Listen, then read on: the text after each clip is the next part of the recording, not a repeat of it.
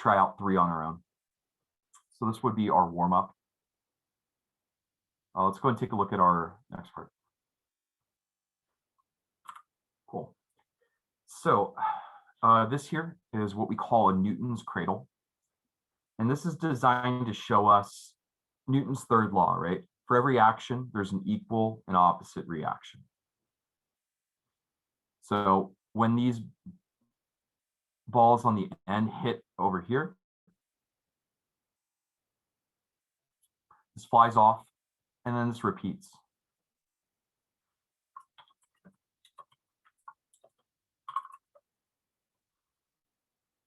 So whenever an action and reaction happens, momentum is transferred from one object to another. The combined momentum remains the same, and we say it's conserved. So the total momentum before is always equal to the total momentum after. In real life, there are other things that kind of slow this down. We know that if we were to set this up, eventually it would slow down because some of this is lost to heat. None of this is perfect. There's air resistance, there's friction, there's other things that act on this so that these will eventually slow down and lose energy. But in a vacuum, in a perfect state, the momentum before and after are going to be the same. So for today, we're going to assume that we're not losing momentum due to heat or due to other factors, that all the energy is going to be the same before and after. So we just got to figure out how it's being split up. So we have 2 types of collisions. So this kind of goes to the purpose of a bumper, right? Back in the day, cars were made out of just solid steel, right? So a lot of the car crashes back in the day were, like, we're talking about 1950s. All of those old cars were just pure steel. So they'd hit each other and they'd just bounce off each other. These are what we call elastic collisions. You can see this with bumper cars. So all the energy in the bumper cars, they hit and they bounce back. The bumper cars aren't smashed, they don't change their shape, and energy is not lost as much, right? So the speed that they're going when they start is kind of kept as they move backwards. Inelastic collisions, we design cars now to crumple. So if you watch a crash, all of that extra space, cars are designed to smash together so that some of that energy is lost. So instead of all of that energy going in, because we know about momentum, right? Like that objects in motion stay in motion.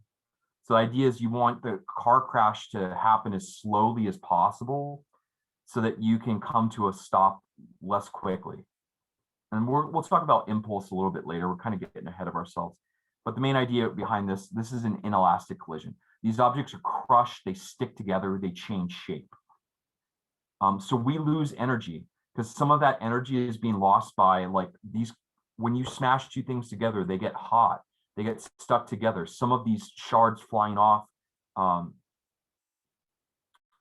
of that is like lost energy.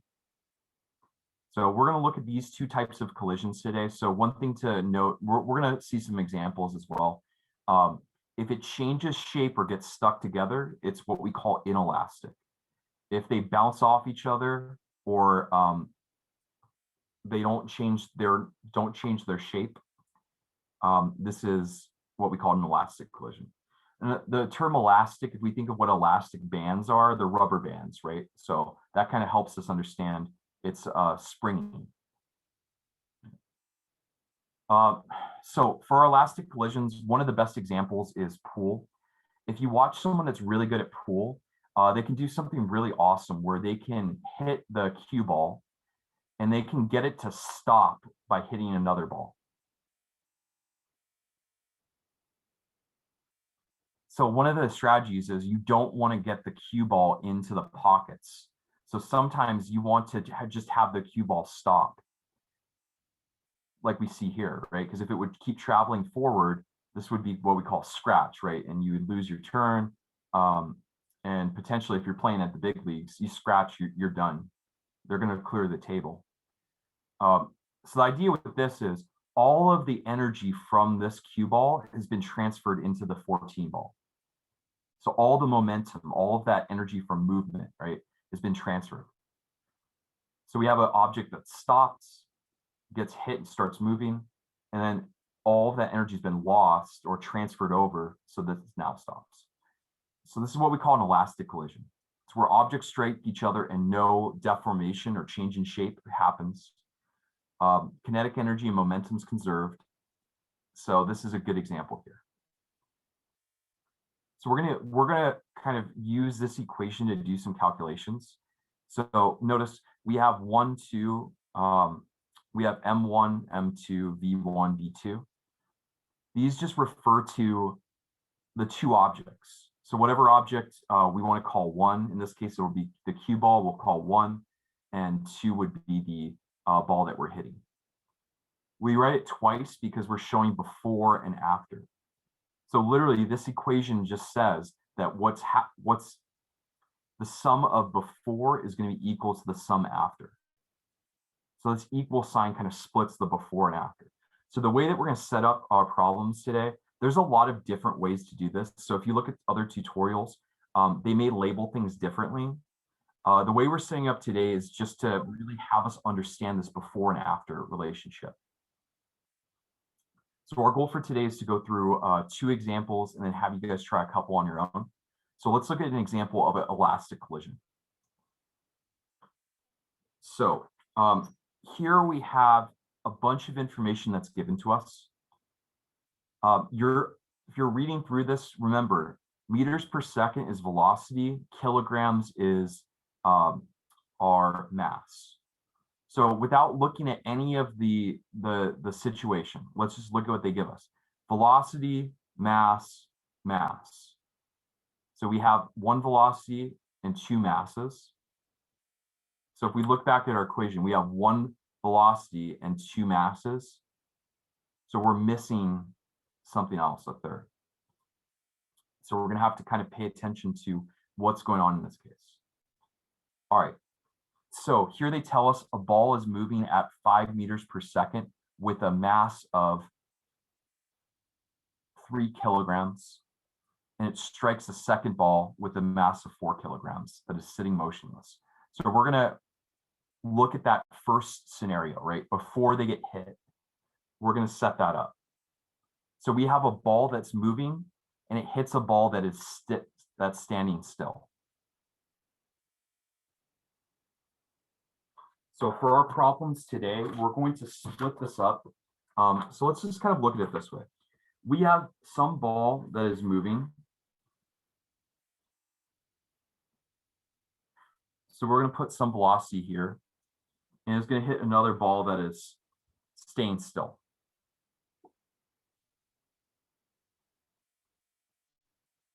We're going to split ours into kind of this before and after part. Oops. So this is kind of our before, right?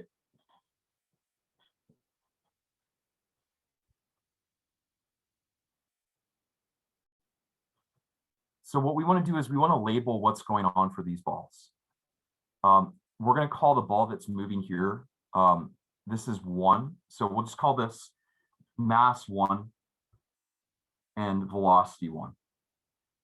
So this is our ball that is moving forward, and it's going to hit another ball with mass 2. So our question, right? We know that we have one velocity here. We have one speed that's moving this way. It's going to hit a ball M2. So let's go back to the question, look at what we fill in, right? So we have a ball that is moving at 5 meters per second, has a mass of 3 kilograms. So this is our moving ball. This would be case 1, or so mass 1 and velocity 1, right? We'll take our 3 kilograms and our 5 meters per second as our velocity. So we're going to fill that in. So we can say that this ball that is 3 kilograms is moving at some velocity of 5 meters per second.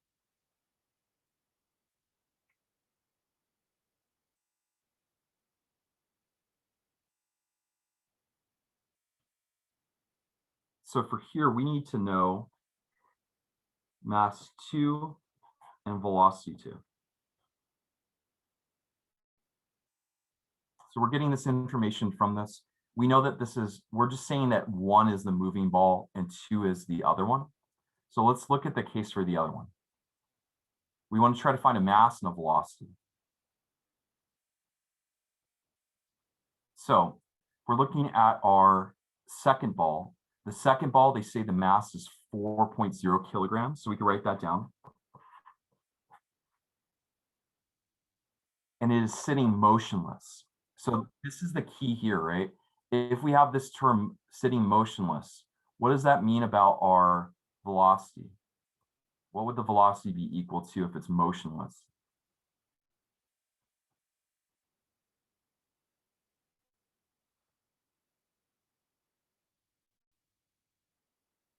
If something's not moving, what's its velocity going to be? Yeah, 0. You're absolutely right. 0 meters per second. So if it's motionless, sitting still, not moving, we know that the velocity is 0. All right, so that's our key. So let's go back to our camera, and we're going to do 0 meters per second because it's sitting still. So velocity 2 is equal to 0 because it's not moving. So that's our initial setup, right? This is our before.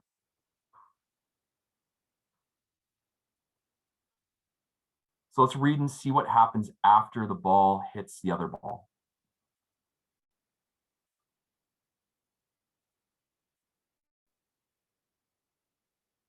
So we know that, hold on a second, let me do it.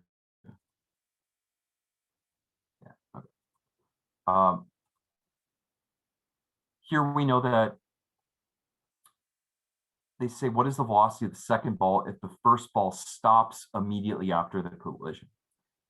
So after they get hit, the first ball is going to stop and the second ball is going to move. So it's like we see here, right? The first ball will stop, the white ball will stop, and then the other ball will continue to move. So we know that our first ball is going to stop and the second ball is going to continue to move.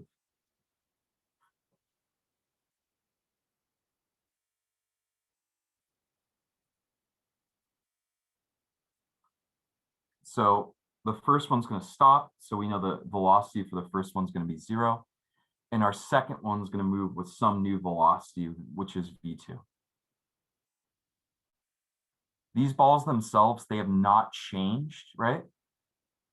This is an elastic collision, so they're not any heavier or lighter. So the mass is going to still be the same.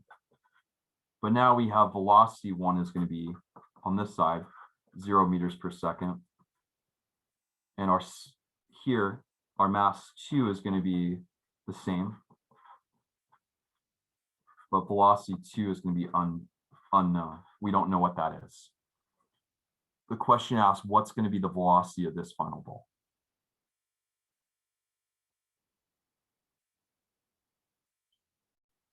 So this is where our equation comes into play. When we have an elastic collision where these bounce off each other, we're going to use this equation here. M1 V1 plus M2 V2.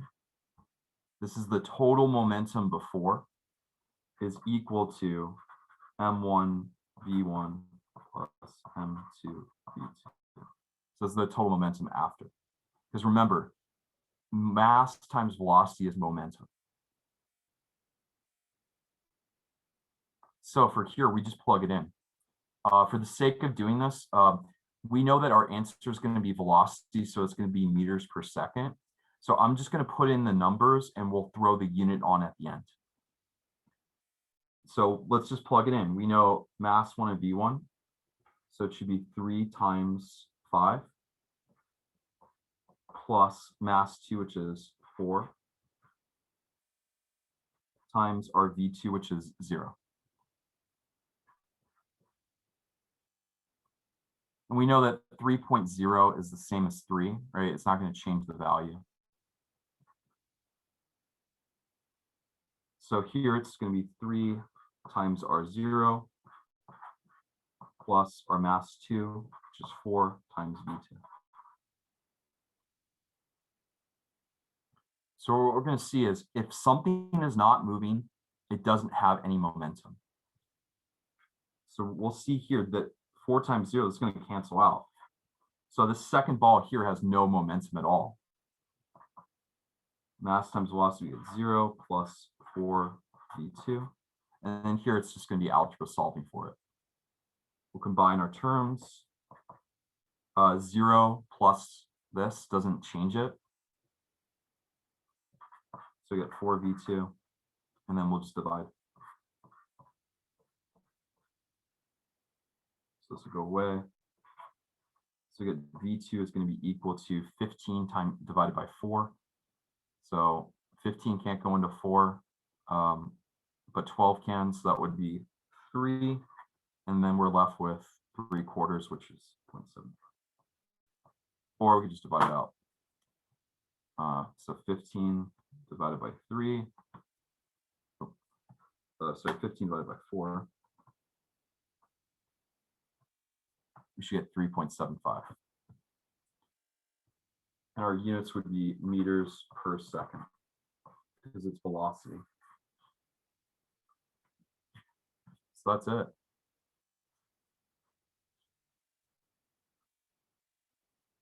So we're going to kind of set our problems up this way. We could think of this dividing line as before and after. And we'll see that throughout our equation, right? That all of this, because this here becomes the math, right? But we can see that this is the momentum before, this is the momentum after. And they're always going to be equal to each other. So this would be for an elastic collision. So anytime you have two objects that bounce off each other or don't stick together, this would be what we would solve. And a lot of the problems will look the same.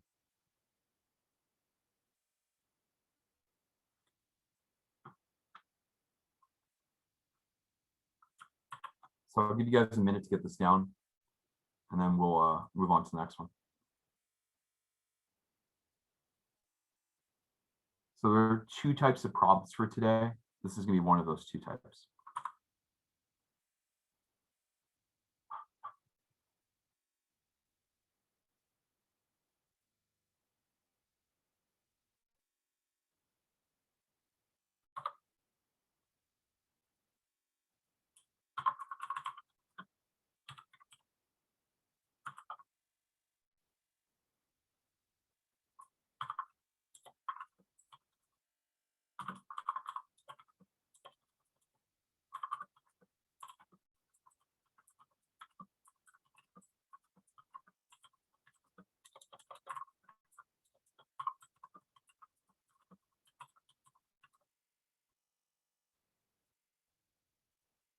All right, so let's go ahead and look at our next one.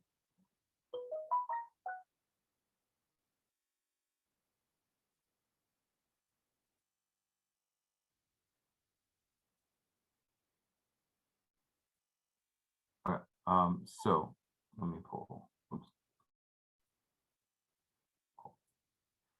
All right, continuing on, we're going to talk about the next type of collision, which is what we call an inelastic collision. So inelastic collisions are kind of the opposite. It's where things get stuck together. So this could be like shooting a bullet at a block of wood. It will get stuck in it and they start moving together. It could be here, ball gets stuck in a TV and they move together. So this is when objects strike together and stick with each other. Momentum is conserved, but energy is lost because some of the energy is lost is, say, the glass breaks and other things kind of fly out of here. So this one's a little bit more simple. The momentum before is going to be equal to the momentum after, which is the same, except now we're going to have a new state where we don't have 1 and 2. The ball and the TV in this case are not separate anymore. So 3 is going to represent them together. So in this case, mass, you want to add, should be a plus sign here.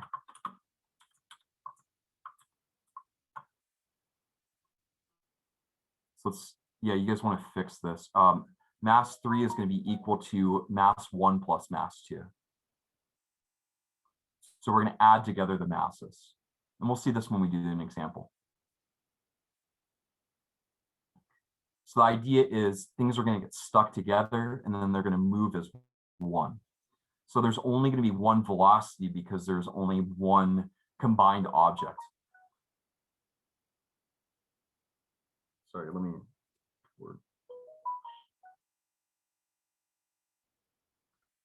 All right. So let's go ahead and look at our example of this.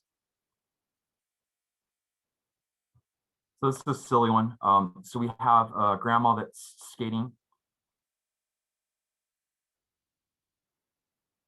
So she's barreling forward. She's going to pick up the grandson and they're going to travel together.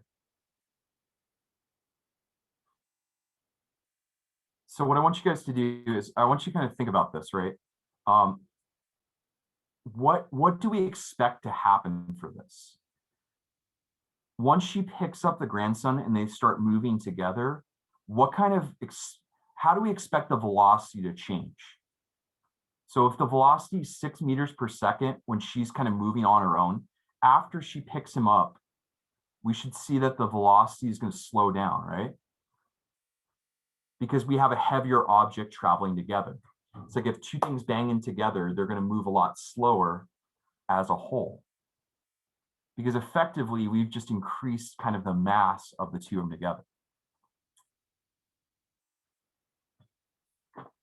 So for this one, we have a picture that kind of shows what's going on. So this is kind of a little bit easier to see. We have our mass 1, velocity 1, we'll say that as of grandma, and mass 2, velocity 2 is of the kid. So we're going to just kind of write down the scenario as it's happening, and we're going to label it with the same kind of format. So here we know that we have grandma, so we'll just draw grandma as kind of just this generic shape. Grandma's flying down the way, and she's going to pick up the grandson. And we know that the grandson is standing still. So the grandson has a velocity of 0. It's not moving at all. Grandma had some velocity, which we call velocity 1. So we're going to split this up as our first case, right? So we have mass 1, velocity 1, mass 2, velocity 2. And we know that velocity 2 is of the grandson, who is 0 meters per second.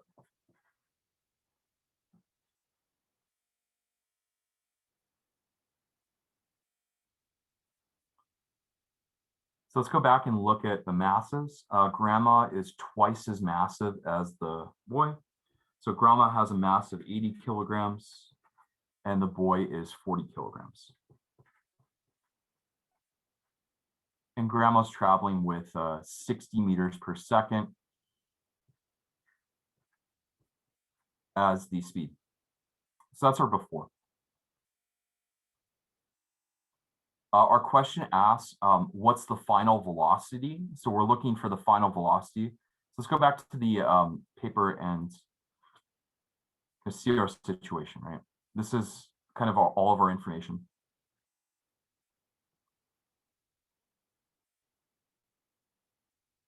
So we know once these two are going to hit each other, they're going to get stuck together. So we'll have our mass 1 and mass 2. We'll just draw them kind of overlapping so they're stuck together. And we know that these two together are going to be some new mass, mass 3. And they'll move at some velocity that we don't know, velocity 3.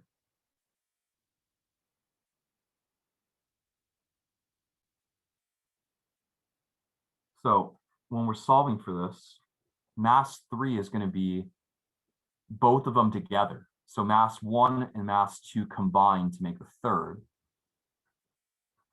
So say mass 1 plus mass 2. mass 3 is going to just be 80 kilograms plus 40 kilograms. So we'll get 120 kilograms as our third mass.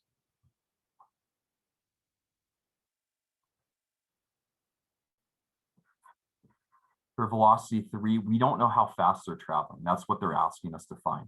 So these two together, how fast are they traveling? So we don't know what that is.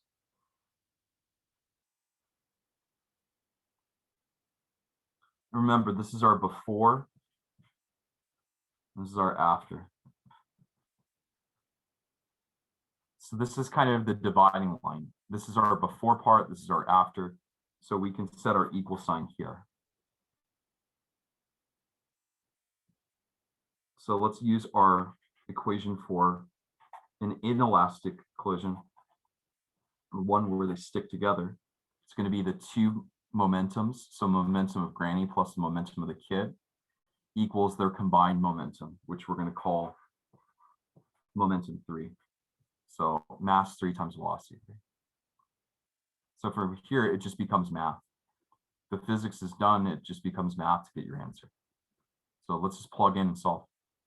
So again, we know our answer is going to be in meters per second because it's velocity. I'm just going to include only the numbers to make it simpler on writing it out. So we have 80 kilograms times velocity 1/6 plus our mass 2, which is 40 times 0.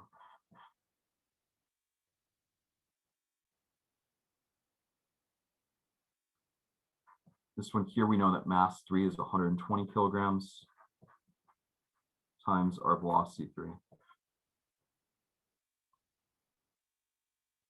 So we're going to multiply these out. 40 times 0, we get 0, plus 6 times 8 is 48, and we'll add a 0 at the end.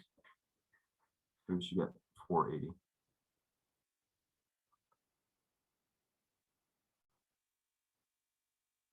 On this side here, it's just going to be 120.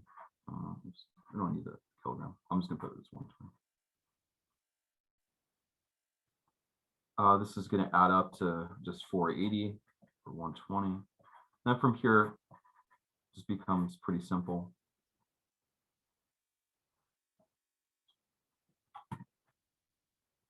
We're going to divide this out to get our V3. So V3 should be 48 divided by 12. We have 4, and we'll ignore the zeros. The zeros are going to cancel anyway. So we should get 4 meters per second. And this is like we predicted, right? On her own, Grandma was traveling with the velocity of 6 meters per second. And after she picked up the grandson, she slowed down to 4 meters per second because their mass is increased. Another way to look at it, for momentum, the mass went from 80 to 120, so it increased by a factor of a quarter. So this went down by the same amount.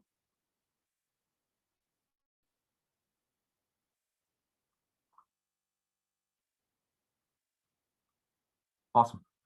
So I know I want to give us time to practice one of these. So what we're going to do for today is we're going to take the rest of the time for you guys to try out problem number 1 and 2. And I realize we're not going to get to all, or actually, you know what? Here, let's skip this for now. I want you guys to skip this one for now. We'll come back to it tomorrow. I want you guys to just try out problem number 1 and 2. So we're going to take the next 15 minutes to go through problem number 1 and 2. And again, we'll finish this on Monday.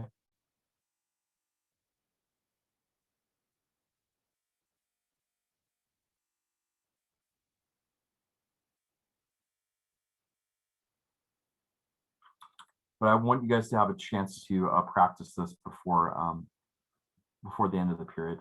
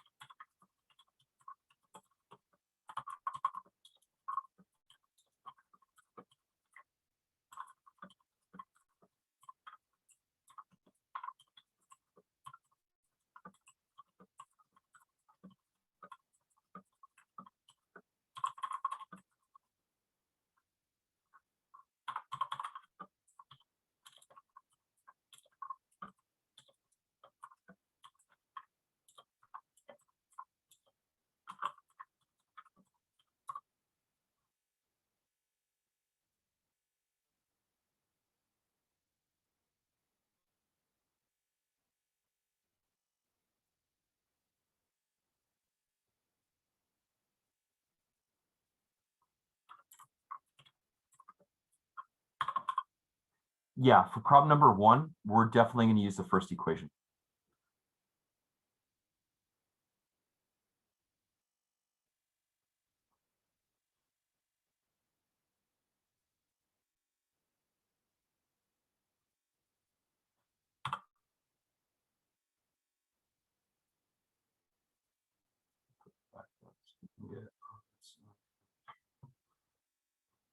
I love this dog cam, but it's so fickle. Are you gonna page? Sure. Okay, that's good enough. All right. Actually, yeah, that works. It's a little distorted, but whatever.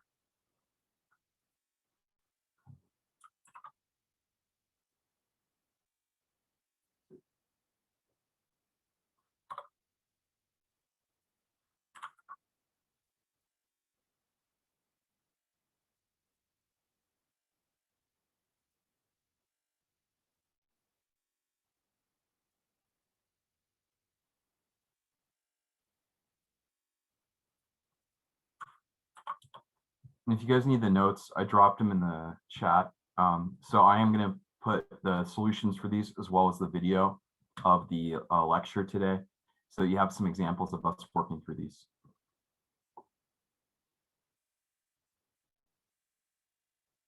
So what I would say is we're going to take the next 5 minutes. We'll go over. We'll take the next 5 minutes. We'll go over the example for today. We'll go over the first one, and we'll let you guys try number 2 out, and I'll post a video for number 2 as well of me working through it.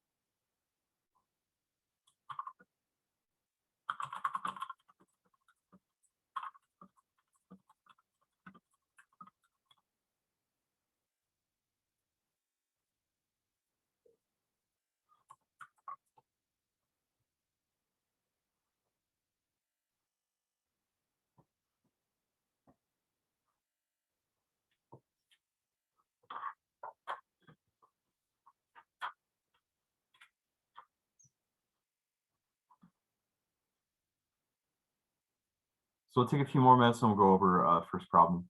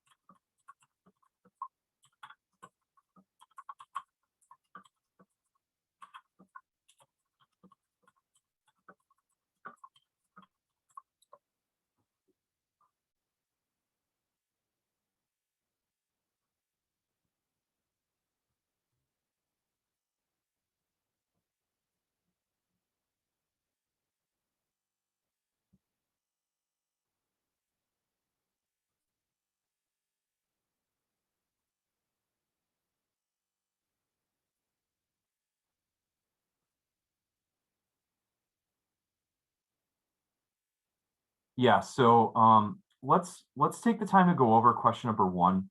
Hopefully you were able to at least kind of set it up or start thinking about that. What I'm going to do is let me share my screen first. Wait, hold on. That's not the screen I want. Share screen one. Got it. Boom. Okay. So we're going to go through problem number one.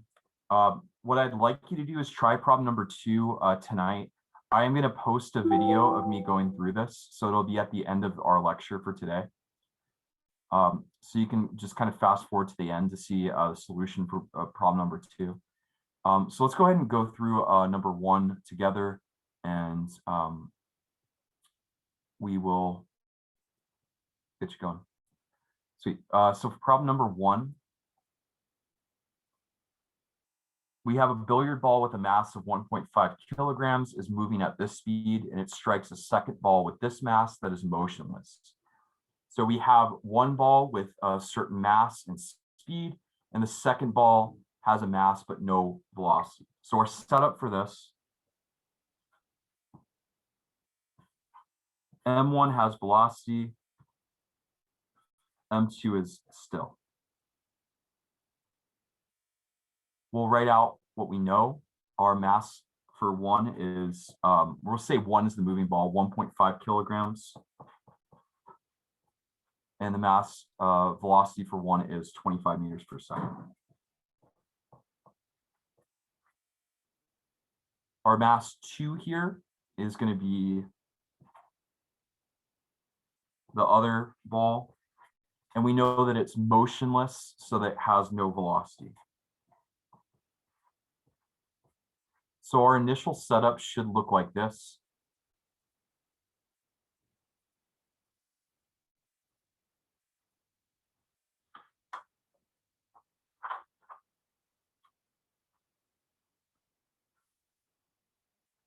We know that when this ball hits the other ball, all of the momentum is going to be transferred from this one to this one.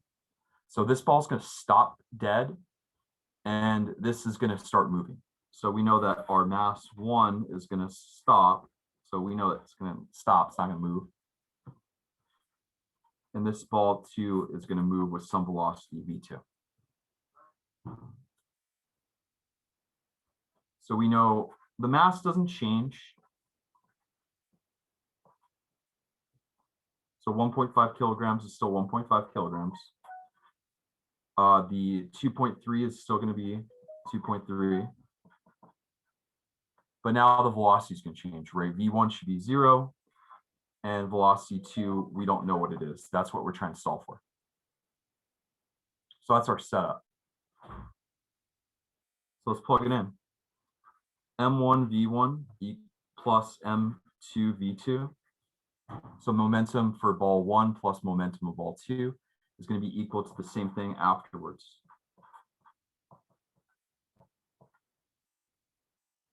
So we should just be able to plug it in. So we should get 1.5 times 25 plus M2 2.3 times 0 equals 1.5 times 0 plus our mass here, 2.3 times V2. So this is going to cancel out. So we're going to add this and we get 0. This is going to cancel out because we multiply this. Sorry, we multiply this to get 0, multiply this to get 0. Let's add the rest of it. 2, and then 1.5 times 2, 25 should be 37.5. 25 times 1.5. So good. 3.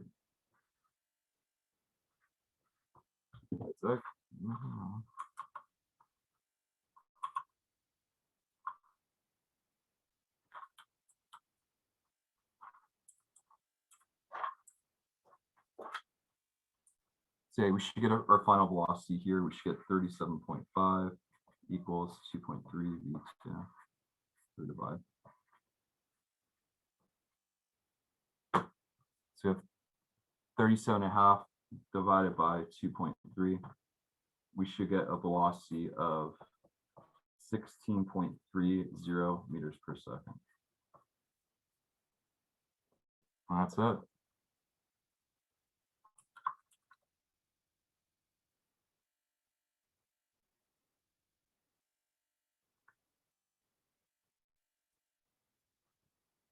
So I'm going to post so this was problem number 1. I'm going to post number 2 at the end of the video for today, so you guys can go back and check it out. I'll try to edit YouTube so that there's a little timestamp. If not, I'll put a note. So tonight, I want you guys to try to finish problem number 2. That way you get an example of both in, and we'll finish this up on Monday.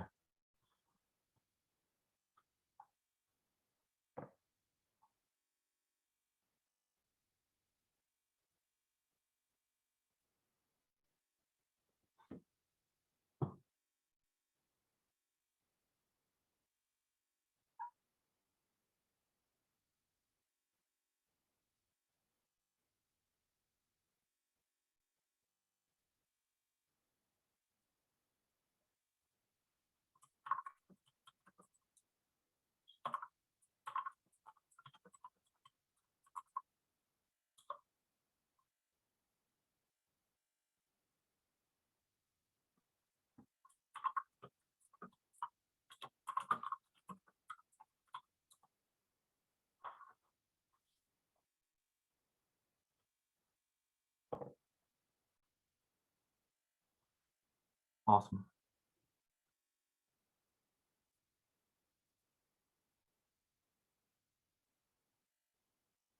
So hopefully you guys were able to get through this one. Like I said, for the rest of our problems, we're going to have you guys take a look at the solution for 2. I'm going to include this at the end of the video today. So you can watch that. I'll put it up probably after lunch. And then Monday, we'll continue working on this. So I know we went through a lot today, but hopefully it kind of made sense. Hopefully you get a chance to practice this a bit. And we're not in a hurry. We have plenty of time to get this down and perfect it. So we'll be working on these types of problems. But we should, yeah. So we're all set for today. Thank you guys. And I will see you all Monday.